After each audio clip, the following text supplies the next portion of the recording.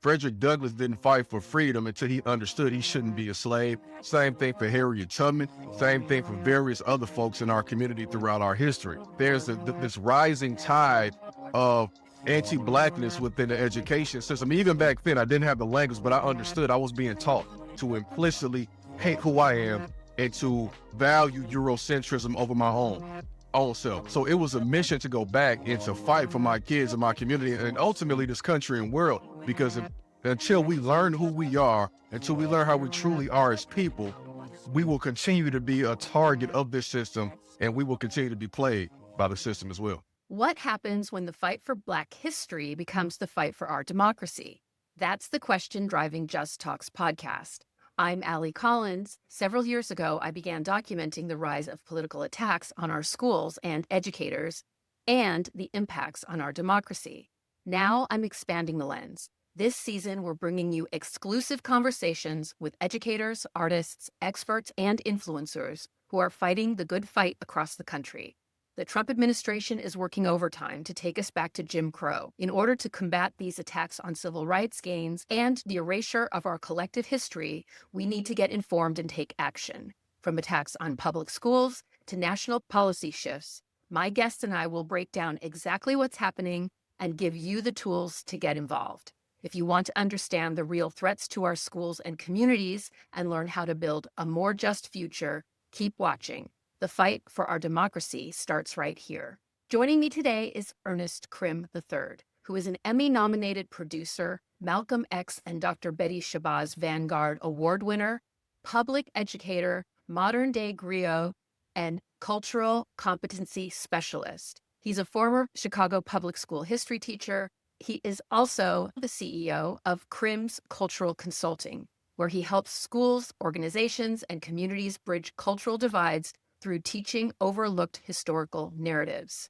He is the author of a book entitled Black History Saved My Life, and a content creator whose work reaches and teaches millions online, challenging mainstream historical narratives and centering Black resilience and innovation. Finally, he is also a Southside Chicago native, a husband, and a dad. Ernest is here to share his perspectives on what he's learned as an educator, author, influencer, and activist, fighting for us on dismantling mainstream historical narratives. He will explain why, when we teach Black history and the history of other marginalized people, we must center our resilience, innovation, and joy. He will also teach us how we can use the power of storytelling to inspire change, challenge injustice, and amplify historically silenced voices within our own communities. Let's get to it. Ernest, thank you so much for joining me today. I really appreciate it. This episode will air before Juneteenth. And so first off, I just wanted to wish you a happy Juneteenth. Thank you. And it's a pleasure to be here. And I appreciate that acknowledgement. Happy Juneteenth. Right back to you. Excellent. So Juneteenth seems like a perfect segue because I first saw you on Instagram, and I always found your posts so compelling because you have this unique skill of being able to take a complex and what I once thought was a boring topic like history and make the knowledge you're sharing relevant and engaging. And I know that I'm not alone because I've heard you say that at the height of your work on Instagram and Facebook and other social media platforms, you have roughly 500,000 followers. And your popularity demonstrates that many folks are eager to learn about our history. As also, I want to say too, as a Black male educator online, I imagine you're having a great impact on followers who may not have Black male educators in their schools or in their children's schools.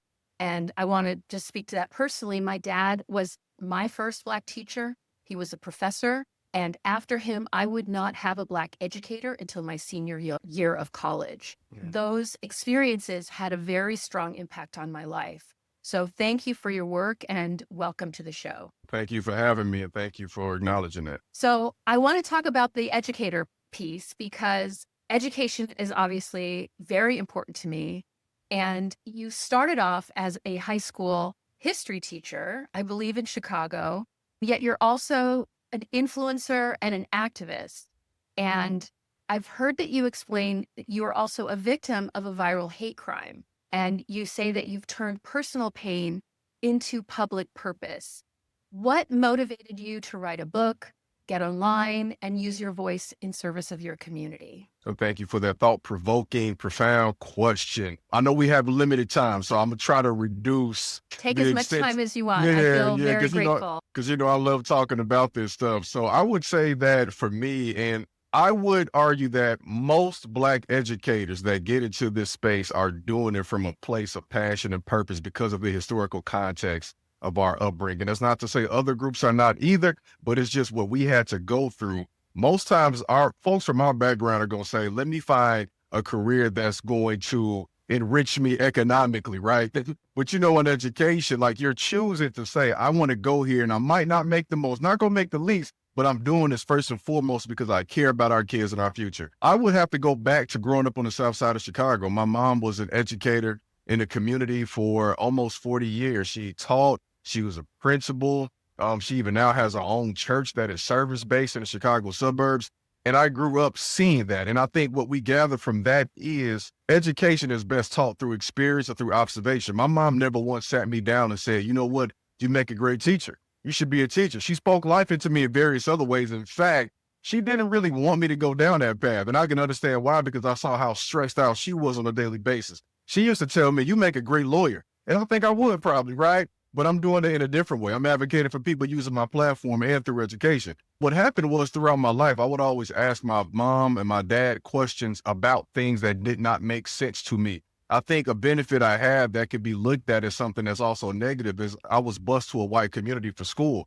And because of that, I never had this understanding of just thinking that things were okay in my neighborhood. You know how people can grow up and say, I never knew we was poor until I went here. Like growing up, I saw the difference in how my neighborhood was versus a neighborhood with resources. I didn't have the language, but I would ask my parents, and they would try their best to either have a conversation with me. I'm talking at the age of 8 or 9, and they would sometimes lead me to read and find out these things for myself. But one of the best things we can give our kids is just the idea of continuing to question things and not feel bad about it, because our parents can't give us everything and they shouldn't. At some point, you have to go find this information yourself. By the time I get to college, I'm just someone who's there because my parents said you're going to college. And I know that was going to be good for me to, of course, find a well-paying job. And the idea is you're going to get a job out of college. You're going to work for 30, 40 years and retire and get your pension, right? After my first semester, I almost flunked out of college. I just wasn't connecting with the content in my psychology courses like I thought. In hindsight, if I had been taught from an Afrocentric psychological perspective, I think I would have been more interested had I been learning about Dr. Amos Wilson, for example, right? But I decided to drop that major, and I was curious to take a Black history course. I had always wanted to take one. It was real big in my home.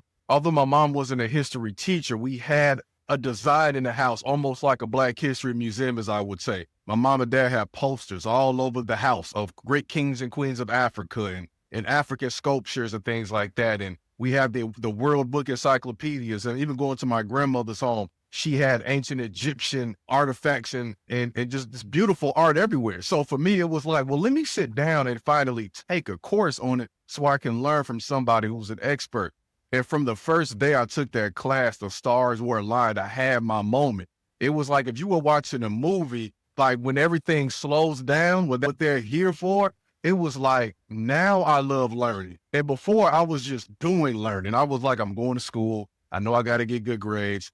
But it was like, now I found out what I want to do, because the thing is this: if you grow up in an economically deprived situation, or a situation that has been the target of systemic violence because of this country, it's hard to heal in the same place where the damage is happening, because you're fighting for others and you're also fighting for your own livelihood. A lot of the healing has to come from going away for a little bit and then coming back. So I'm like 2 hours away in central Illinois, and I'm learning and I'm thinking about what the South Side neighborhood I grew up in was like. And I'm understanding more now that it was a setup. Oh, like this happened not because of us, but because this is what they designed it to be like. So I became empowered. I would go to that class every day. And I think from that moment, that was actually 20 years ago, would have been the spring semester. And I said, I got to do what these professors are doing. Then I took another course and I had an even better experience. And my thought was, maybe I can be a professor. But I wanted to get to kids before they had to spend several $1,000s to learn about themselves. So I kind of settled on high school history. And I'm going to close on this before we continue. And the reason why I chose it was because I understood that in order for us to truly gain liberation and freedom, foundationally, we have to believe that in our mind first. Like Frederick Douglass didn't fight for freedom until he understood he shouldn't be a slave. Same thing for Harriet Tubman. Same thing for various other folks in our community throughout our history. And I understood that there's this rising tide of anti-Blackness within the education system. Even back then, I didn't have the language, but I understood I was being taught to implicitly hate who I am and to value Eurocentrism over my own self. So it was a mission to go back and to fight for my kids and my community and ultimately this country and world. Because until we learn who we are, until we learn how we truly are as people, we will continue to be a target of this system and we will continue to be played by the system as well. So I really appreciate, as an English teacher, my dad inspired me. I wanted to pay it forward in a similar way. And that's why I chose to be a high school English teacher, because for me, language was a way of being able to heal, but also advocate and have a voice. And Malcolm X really inspired me, his autobiography, and this idea that you could, and even Frederick Douglass, they taught themselves. And in a way, I wasn't engaged until I got to college and found the Harlem Renaissance. And that's when I realized Alice Walker was looking for, I don't know if you've ever read In Search of Our Mother's Garden, but she literally went and found Langston Hughes. She brought him lemons when he was older. She found Zora Neale Hurston's grave. This is when her books had gone out of print. And so she was basically reclaiming her history for herself because she didn't grow up reading those books. And in writing about it, she gave me a history. She, reclaimed my history as a Black American, my literary history. And so I wanted to share that with students. And so it's this kind of, she has a poem. It's about this idea of everyone kind of bringing people out of the grave, right? Bringing our ancestors out of the grave so that they're there for our future generations, right? And so that's why I really value your work, because you make it relevant. I don't know how you do it, honestly. In 1 or 2 minutes, you take some very high-level concepts. There's this idea of dumbing it down. You're not dumbing anything down, but it's simple to understand. It's not, a lot of times history and the kind of institution is it makes you feel like you don't belong. And you make me feel, and I think you make everyone feel like they're welcome in this history and they're welcome to learn more. And I guess one of the things that I was kind of shocked by was every once in a while I realize I haven't seen somebody that I feel really inspired by. There's a lot of great creators out there, but I think, I haven't seen this person, and I'll go and look for them. And I couldn't find you. And then I realized you weren't on Instagram anymore. And you were a voice that I would regularly repost or share your content with other people. And then I reached out to you and we had a conversation, and I realized that you had been banned. And I wanted you to share with the audience. And I think this is really important, that we need to talk about this. We need to talk about what's happening, as you said, on a systemic level, but there's also an individual level. You rely on reaching your audience through social media platforms, right? So there's me as an audience member not getting your content, right? And the impact and the ripples of all the people who rely on that information, but also you as a family man, provider, not being able to, there's financial impacts, right? To you not being able to connect with your community. And I wanted to know if you could talk a little bit about and please go into as much detail, because I think this is a conversation we need to elevate. What happened to your account, and what were the implications to you personally as an organizer and as an entrepreneur? Because you are a businessman, right? And then second, I want to know what the implications are, what connections you see with some of these larger things that are happening where they're banning Black history, banning books, the bigger systemic impacts. And there's a lot of other creators who are going through this, maybe not on Instagram, but on TikTok or on Facebook or even Substack. People are being just arbitrarily removed with no transparency, really. So I know this is a big question, but it's something I've really wanted to talk to you about. And I want us to start a conversation more globally with other creators who are also being impacted. Yeah, there's a straight line between historical censorship and media censorship, because the media in the moment it's helping frame what becomes the history we learn later. If I had not been a history teacher, I would have probably been in English, or I probably would have been in marketing. I probably would have been in journalism. There are all these things that tie together. I think that's what I love so much about what I do is it's almost like you're a detective trying to find these things that were hidden. And the more I learn about our history, the more I realize how much I don't know. For me, when I got into teaching, it was because, again, this tool, this thing inspired me to want to do better and go back.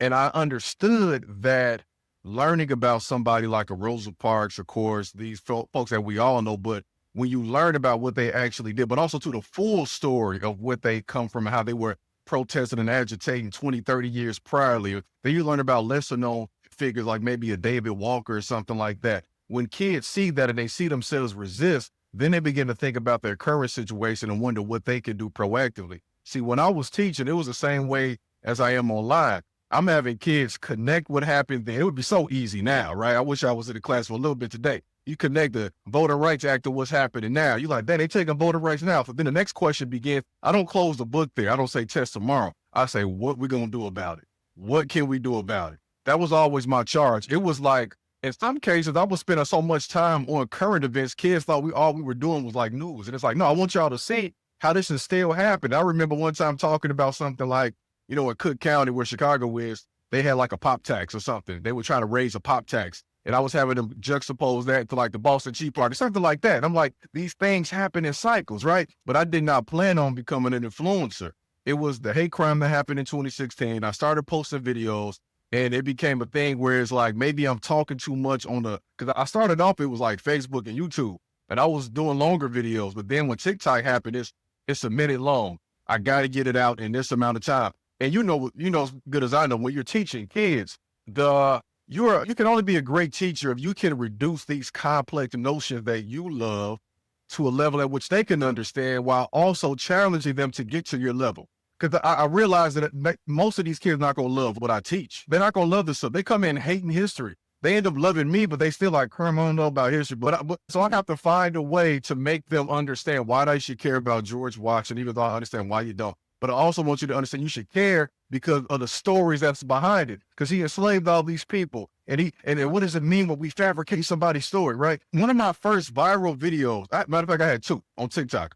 Crazy now, it was 5 years ago. My first one, I think, was talking about Polly, Black woman from Ohio, who I never learned about around that time, and I had to tell the story. That's how I felt. And she was a Black woman who, according to the story, she moved to Ohio, border state.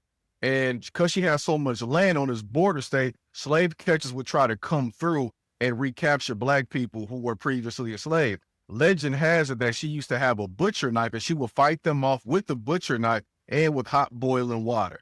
And this seems so unbelievable because it's like, how did this woman have she just got some hot boiling water? They said she would dress herself up as an older lady and come up on them, run up on them and throw it on them, right? I don't know how she did it. She probably had one of those, those pots that, you know how it is. You keep that water hot for 12 hours. They had that back then. I'm going to give Polly the benefit of the doubt. But anyway, that video went crazy viral. The next video I did that went viral was when I was teaching. There was a young Black female student who went to play college basketball in, I think it was West Central Illinois. So, once you leave the Chicago area, pretty much in the Confederate South for most times. But she had a basketball scholarship. She was hooping.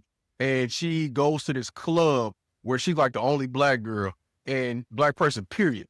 And she ends up getting beat down and abused by this stone cold looking bar owner. And the pictures were horrible. Like her face was bruised and battered. And when they posted it online, I had already been using my platform to advocate as much as I could, but it was just, I had a local platform. But then I'm on TikTok. At this point, 5 years ago, I'm just getting started, but I got like 20, 30, 40,000. I'm like, if I post this here, this thing is going to blow up. So I post a story. That video, every single video I did with her story got a mil or 100,000 or whatever. Eventually, and not just me, but various other people in our community doing what they were doing, that man gets arrested. So I'm juxtaposing that to me using social media to fight for justice with my hate crime. I don't just use it to share the story. When I'm sharing the fact intentionally, I'm doing it because, for one, I know I can't be 100% explicit sometimes. Sometimes I gotta, hey, you saw what happened. Now look at this story. Can you see what I'm trying to do? Other times I'm actively saying this person was taking advantage of this child, was this woman was this. We need you to contact this. There have been times when my nephew, who going to a private school on the South Side, was completely and utterly disrespected by one of his white female teachers. And the staff decided not to do anything. My sister went through every level of power she could, and they basically took the teacher's side. Me, I said, okay, well, we're elevating this. That story on, I think it may have got 500,000, to the point where, and this was not something I wanted to happen, but the school was getting threats. So the platform and how I was using it was not just your history teacher. You come in, learn this, learn this, learn this. It's learn this, now agitate, because you deserve to be treated like a human being. You have a right. This is your obligation to demand that you be treated with dignity. Like, I don't just have Malcolm X's picture here for no reason. My mom, this was what she taught me, and I'm just like her. So like, I agree. When we're talking about treating people with respect, we're talking basic things, right? Making sure people have food, water, shelter, making sure people are not disrespected or abused. We enforce that belief by any means necessary.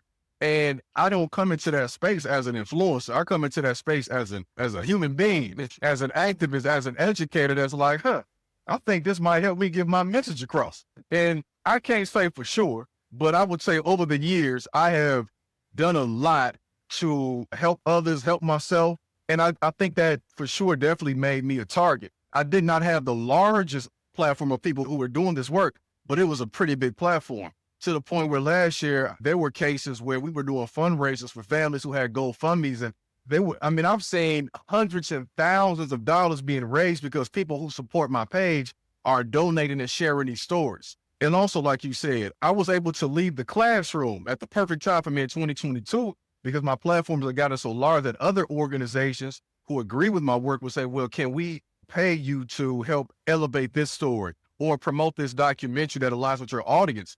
And in a sense, it's almost like you have your own network or radio station.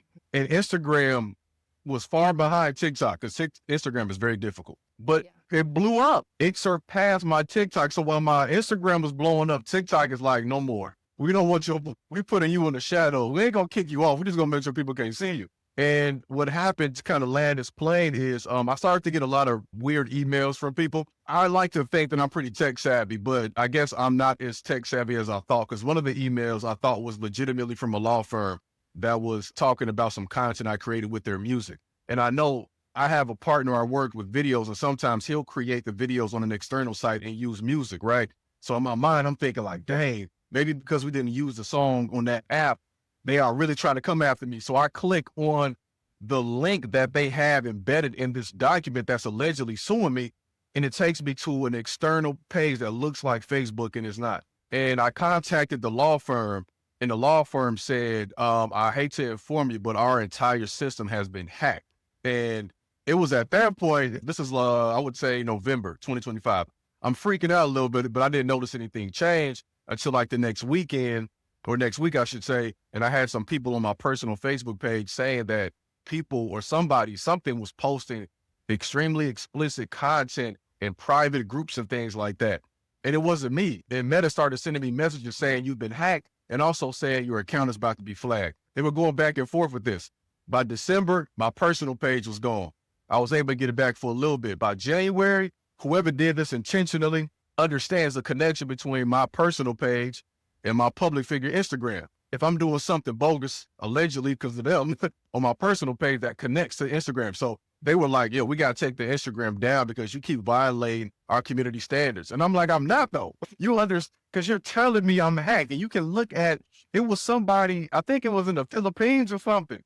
So Thailand, something, because I can see the language was vastly different. And that happened again in January. They took it down. I was able to get it back for a week only before it went back down again. And as of this recording, it is completely gone. Thank God that over the past 10 years, I've been creating content for nearly 10 years now, that I've built up enough of a reputation with people that they'll look beyond that, kind of like you, right? And reach out to me and realize that, well, you do great work. You did it here, but it's not me. The platform didn't make me. The platform doesn't make us. But also, y'all, we got to realize it's rented space. It's it's like you're leasing a space to sell your coffee and stuff. And the landlord, quote unquote, could at any point say, I don't want you here no more because I don't like what you posted online. So get out. And the thing is, I didn't have any of those 440,000 people's email addresses. So what I've been doing since then is honestly, thankfully, I've been able to still speak a lot to kids, speak a lot to different schools. I've been partnering with people. I have, I have some stuff I haven't really spoken about yet coming soon that's going to really take me outside of the realm of being a content creator. Matter of fact, I'll just say it now because by the time this comes out, it'll be out. But I'm executive producing my first documentary with a team of folks. And I think the thing that is most gratifying for me with this is I was brought on board to do this with a former student of mine. So like how amazing is that for a former student to be in that position, to make a documentary about racial healing and to be like, yo, Crim, I need you on this. So that experience has been very fulfilling. And and I know like TikTok cool, Instagram is cool, but we never want to confine ourselves to these apps. Our creativity is vastly larger than what they can give us, right? And if you put together every single video I've made and you've made, we got a documentary. We probably got 5 films. So in this space, I'm trying to go beyond the limits of what that algorithm, what I assume the algorithm gave me. Yeah. And I guess one thing that I've been trying to talk about is this idea that social networks existed before apps. We are a network. You and I have connection. You have connection to folks that I might want to meet. I have connections, and that we've always had those connections. But this idea that they own that and they own my ability to connect with others is bullshit. But we've been trained, I think, COVID and being online, a lot of people got online and it became a lifeline. And then they did this bait and switch. And there are people who are in rural areas, there are people who are isolated, and they rely on connections to other folks through these apps, but we need to start building those off of the apps. And it's okay to be on them. We all are in different places, but we need to start building them. I mean, and this is the history piece. We need to own our own platforms, just like we need to own our own land and own our own businesses. And I think about my family. For some reason, we don't know how it happened, but my great-great-grandmother, they owned their own farm in St. Louis in a white suburb. And because of that, they didn't have a lot of money, but they grew their own food. They were okay. And when the land got subdivided, they all stayed in the same place. So in a way, my grandmother and my great aunts and uncles, and then my cousins, they grew up in a village. It was like an African village in that space.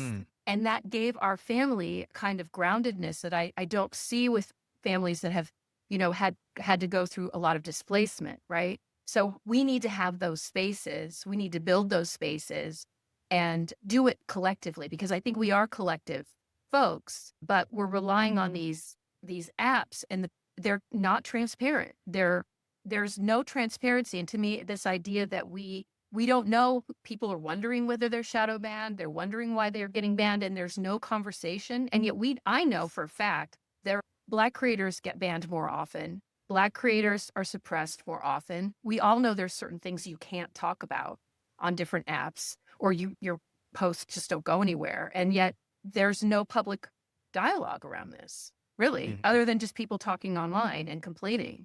Well, I was going to say, as you're talking, I think we need to, especially in this era, we're in the era now where smartphones have been around. I mean, a little more than maybe been about, almost 18 years, but I think it became ubiquitous around the 2010, 11. And I know like around 2012 is when they kind of say, that's when you begin to see this precipitous drop in like mental health with Gen Z and everything. A great book on that is The Anxious Generation, right? And we're talking almost 15 years later, we're seeing how harmful these phones have been for all of us, right? I mean, right.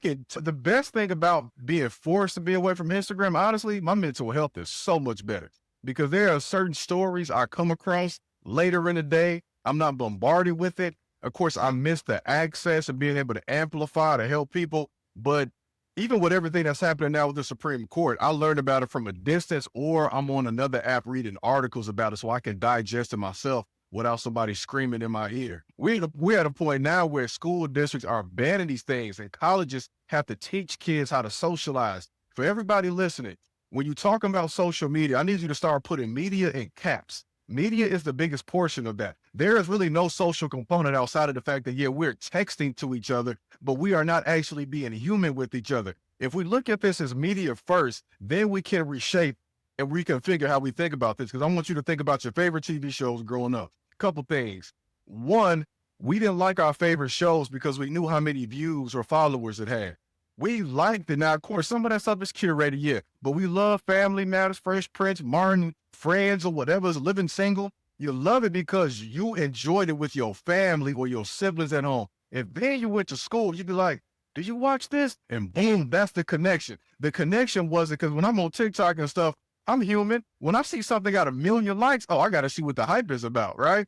As opposed to back then, we truly liked it because we liked it. And I'm saying that because even with that, I'm watching Family Matters. I never thought I had a personal relationship with Urkel or Laura, Winslow, whatever like. And with social media, we assume that we have these personal relationships with people we interacting with, or that this is our community now. So again, media. How do you use media? To get informed. Right. To get informed. So like we have to be very strategic. You can promote things online. You can promote social things, but be very careful on how you promote political things that you might be engaging in, right? Right. We got to also remember that every movement for justice in America that we benefit from came before this. And I don't know how many meaningful pieces of legislation we can probably talk about from the past 15 years, right? There are some things in motion, but the stuff that they are undoing now, that was back when all they had was a phone and letters. And the revolution will not be televised. You could say the revolution will not be on TikTok, right? It's not, they're not going to allow it to happen on their platforms. So with that in mind, I want to switch because you're also a dad. Okay. And I've always found it interesting whenever these political conversations happen online about schools, they always like to pit parents against teachers. I always think, what about the parents who are teachers, right? When it comes to teacher pay, you need to get paid so you can take care of your own kids and your own families. So many teachers have families, and you're a dad. And I was reading up on your bio, and I found out you're the dad of 4 daughters. Okay. I just want to say, I need to say something about this because I'm the daughter. I mean, I have 2 daughters, and I'll tell you, if you are raising them in any way like my dad raised me, which is to think critically, ask questions, that means that you better be pretty prepared when you are disagreeing with them, I imagine, because you've got also your wife, I'm assuming you've got 5 very intelligent, independent, critically thinking women to contend with, right? And so I just want to say, number one, kudos to you, right? I know for me, when I became a mom, I was always youth-centered. I was always, very connected to young people. And then I started off doing leadership development. So, before I even became an English teacher, but having kids changed me as a teacher. And especially after they graduated from high school, I became a better high school teacher because I just understood things in a different way. And also as a Black parent, I understood the system in a new way. I was able to see the system as a Black teacher.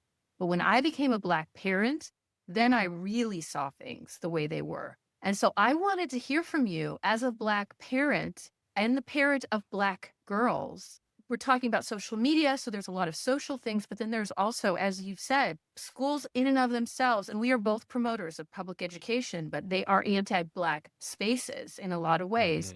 How has your experience as the father of Black children informed your work as an educator, and how has it shifted, the way that you talk about education or the way that you see the public education system? Very thought-provoking. It has made me, outside of just a better person in general, it's made me definitely a better educator. Outside of, being a husband, it's like the most important obligation. I don't like to say it's a job. It's the most important blessing. I can't even, sometimes I'm like, I really have 4 human beings. I don't think because I'm still me, we are who we are. I've been who I am longer than I've been a dad still. My oldest is going on 13. So I'm still kind of like, this is wild. And especially the 2 that have my facial features, I'm just like, this is crazy. But I was sharing this with my mom recently because my mom's, of course, like I said, a preacher, and she has to prepare, sermons every week, right? And I was just telling her some of the things my 3rd was very inquisitive like I was asking me. She asked some very thought-provoking questions about life, like,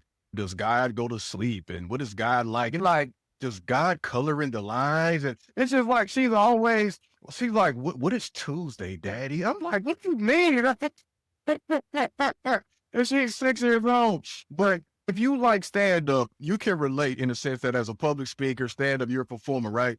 Some of the best comedians to me are the ones that are able to pull from their family stories. Kids give you the best material, absolutely, bar none, whether it be the funniest stuff or the most thought-provoking stuff.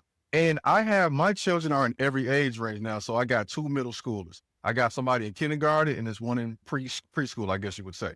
At the work I'm doing now, because of everything some of my girls have been through in middle school, I'm better able to tell teachers what they should not be doing. And I'm scared of what, in a good way, of what my girls are going to do. And I mean that in the most positive way possible. Because like for me, from a young age, I understood what this system was like. So I was so proactive. I was reading to them before they could even hear. But when they said the heartbeat is there, I'm reading to them. And you know, like when they came out, we in the hospital, I'm reading. They couldn't, like I was reading to them. So by the time they learned how to read, they should have already known all the books by heart. And all the books, as you know, like were either Black books or diverse books. They were very few where they weren't going to see themselves. And I made sure at a young age that understanding how I was not just raised, but how society indoctrinated me. My parents did a hell of a job, but it was still what did I know about Africa? What was my understanding? My kids have a positive perception of Africa, the motherland, a positive perception of that ancestry, their hair, their features, right? But at the same time, they're still in a society that does not. And they will sometimes be told implicitly that's not something of value, because at the school they go to is very diverse. A lot of Black kids, white kids, Latinos, Asian kids. But if my daughter's like, man, I want to wear my hair naturally up, she would still be in the minority because most of the Black kids might not do that, right? And you might potentially get poked at by some of them. So the challenge is, and one of the things I had to learn the most was, it doesn't matter how great of a history educator I perceive myself to be. If I'm the only one that's drilling these things home, then when they leave home and they're in their peer groups or otherwise, then it might not be enforced that much. There's a reason why we have a proverb that says it takes a village to raise a child. So one of the most powerful things anybody listening to this could do is understand that you and your partner, you're doing a great job, right? Because if you listen to this, you're doing a great job, but you're actively trying to. But they have to have communities that reinforce that. That could be the grandparents, the aunties, the uncles, the cousins, the friends. That might be the church or any whatever spiritual practice you have. That might be what you do when you go out with your friends and you bring them with. That might mean for me, especially at this age now, when I'm doing things that are close by and they ain't got nothing to do, you coming with me just to be there. Like I interviewed Chairman Fred Hampton Jr. recently. Wow. You know, like you're coming with me and you're going to meet him. Matter of fact, I think I ain't trying to brag, but he came to my book signing too, right? And that's when they actually first met him. So can you imagine now, you ain't even a teenager. One of my other kids is 10 going on 11. You could be like, yeah, I know Chairman Fred Hampton Jr. My kids met Colin Kaepernick. When I got invited to speak, I'm like, oh, y'all forget school. This is more important. You might, this year, my 7th grader learned about Kaepernick and what he did. That's cool. Meet the man. You know, like, and then beyond that, it wasn't just me speaking. I was one of several. So they met great artists. They made great activists, lawyers, and nutritionists, and entertainers that are involved in this. So I think the thing that these girls do for me is it's like a blessing to know that really it's an investment in the future when you're raising kids. There's not a day that goes by. You know, as an educator, especially being in history, you're often thinking like, man, I'm at this age now. What does this look like in 100 years? What is this world like? And I'm pleased to know that I'm not going to see them get to the age I want to be when I get older, right? But I know for sure that the legacy me and my wife are leaving is one which they're going to pay it back tenfold. And I tell my daughter, I'm going to get ready to wrap this up because I love talking about my kids. But when I talk, my oldest daughter is really great in like track, right? And we know how America feels about sports. She's amazing at track. And I tell her often, I say, you are going to have a bigger platform than me. You know, if there be times I'm in public, people will stop me, say, hi, I love your work, blah, blah, blah.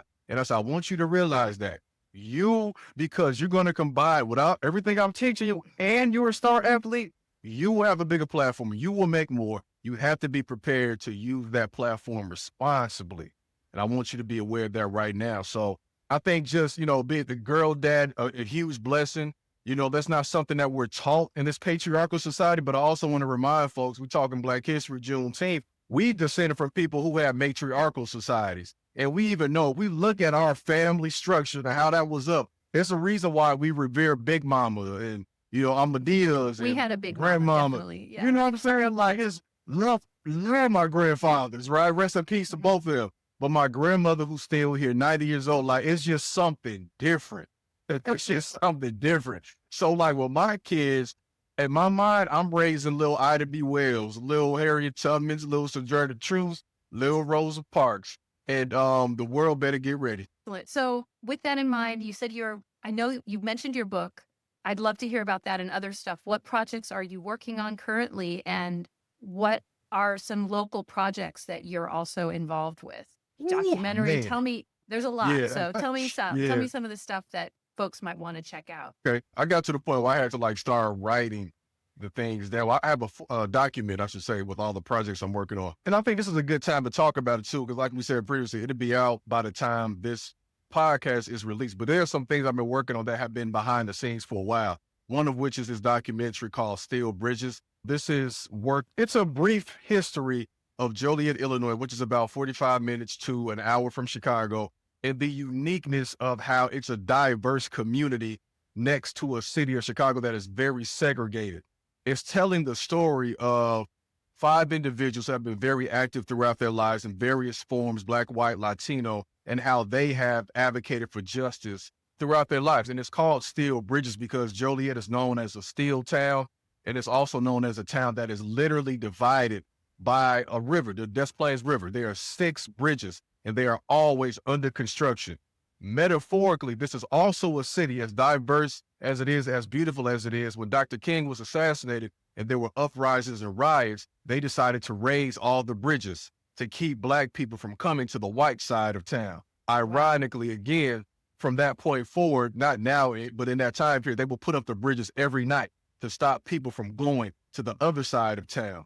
And again, bringing this back forward, symbolically, the bridges are always under construction, which stops communities from coming together. So there are still bridges, and we still need to build bridges amongst all of us. So that's going to be a big thing, because it's also in partnership with Joliet Junior College in the Chicago area. I'm working on another project with a professor named Dr. Tennille Nicole Allen called Beyond the Confines of Place. That's another one focused on the Black history of Joliet through the prism of migration patterns from the South to Joliet and the creation of the Black Business District, which led to the creation of a book called The Brown Book, which had all the businesses and social clubs in it.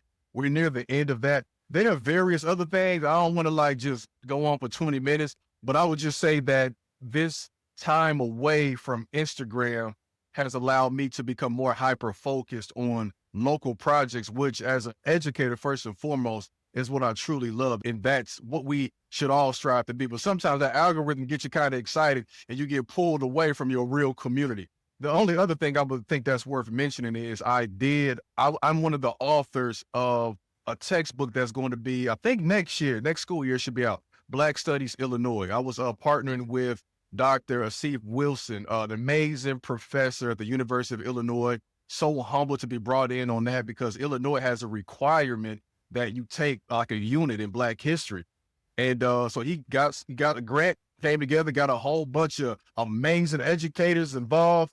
And I was able to contribute a chapter about Black history in Illinois. And that should be available pretty soon for folks. That's exciting. California has an ethnic studies requirement of high school students. As you can imagine, it is also being targeted. I know Illinois is unique, though, because it has specifically also Asian American studies is also included, and it was one of the first states to initiate that. So I think it's really important and really powerful, and I'm excited to hear about it and excited to see more. How can people find you and follow your work? How can people support projects that you're currently working on? I'll post any of those links down in the description below. Yeah, the best way to support me now is, for one, if you follow me on, let's say, TikTok or any other platform, find your way to Substack and give me your email address. It don't cost you nothing. Give me your email address. Let me have a way to stay in touch with you because like we said before, whenever you sign up for these platforms, they get all your information. But when you follow somebody on that platform, all we get is that follow on that platform. So I want to stay in touch with you. So you can go to ernestcrim.com. That's ERNESTCRIM.com. And you'll find my newsletter on there. Go to Substack and look me up. Also, too, I mean, I would say the best way to support me now is beyond doing that. You can buy my book, How Black History Can Save Your Life. That's on there. If you go to my link tree, you'll find a free Black History course that if you choose to, you can give some money, but it's available for free. And if you want to donate to any of the work I'm doing in my community, you can Zelle at crimsclass@gmail.com, because that's something else I'm going to be talking about publicly sooner than later. Some of the work I'm doing with my nonprofit. Excellent. Well, thank you so much for your time. I love following you. I like being in your class online. I follow and love getting the education. I also love the history that's local. I know, I'm based in the Bay Area, but my dad grew up in Evanston and he talked lovingly about it. And Yeah. so I lived there for a year. I love the Chicago area, and it has such an amazing and unique history.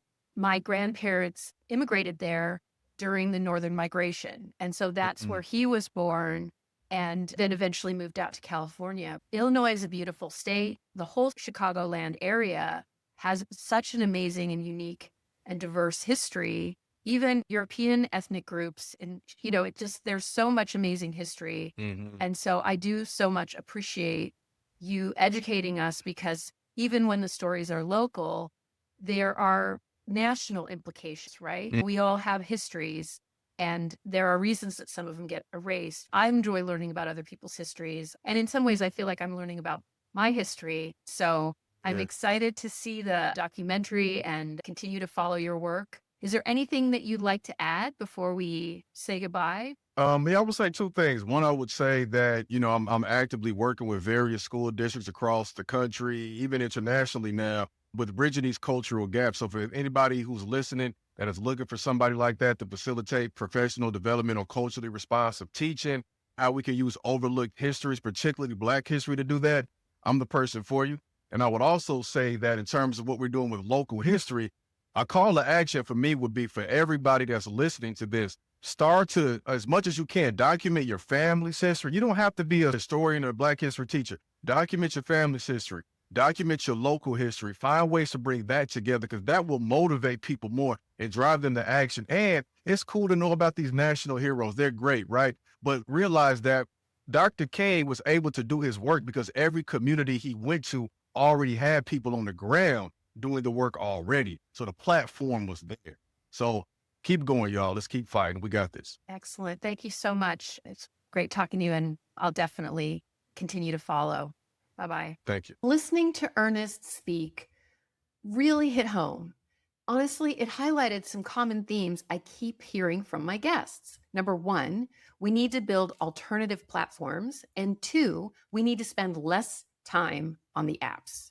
As Ernest put it so clearly, these platforms are rented spaces that we don't own. All the work we put into creating content can be wiped away with the click of a button. And this isn't new information. In episode 1, Rainier Manningding of Lag Media talked about the critical need for regular Americans to use our platforms to share our truths, and the importance of building community and taking control of our brands. And in episode 3, Lee Lovett highlighted the importance of independent, local, ethnic media. Her organization, American Community Media, and the Aquí Estamos Project is doing exactly that by creating space off the apps to connect voices commonly left out of important conversations about immigration, education, and local governance. And that's the purpose of this podcast. Your support helps keep these vital narratives and important voices alive outside of the algorithm. If this resonates with you, please support my work by joining my Patreon community. It's free to join, but if you can afford as little as $5 a month, your support allows me to elevate even more voices. It also helps me expand my work to create more spaces for all of us to come together outside of the platforms that are surveilling and manipulating us. My Patreon is also the best way to stay up to date on my monthly newsletter, writing is healing groups, live office hours where we can interact in real time, workshops, and other online events. But here's the biggest takeaway I got from my interview with Ernest. The key to personal power starts with knowing one's history, our personal history, our family history, our collective history, including our literary history. Going forward, I will continue talking with folks who are documenting and amplifying our collective experience as Black folks, Latinx folks, Asian Americans, women, trans folks, and immigrants. So here's something I'd love for you to share before you go. What story from your family or community do you wish more people knew about? Because those stories matter. They're the foundation. And who knows, maybe I'll want to talk about it in one of my upcoming episodes. Before you head out, please make sure to follow and support Ernest's incredible work at ernestcrim.com. Grab his book, check out his newsletter, or donate to his community projects. Have the wonderful day you deserve, and I look forward to seeing you next time on the Just Talks podcast. Take care.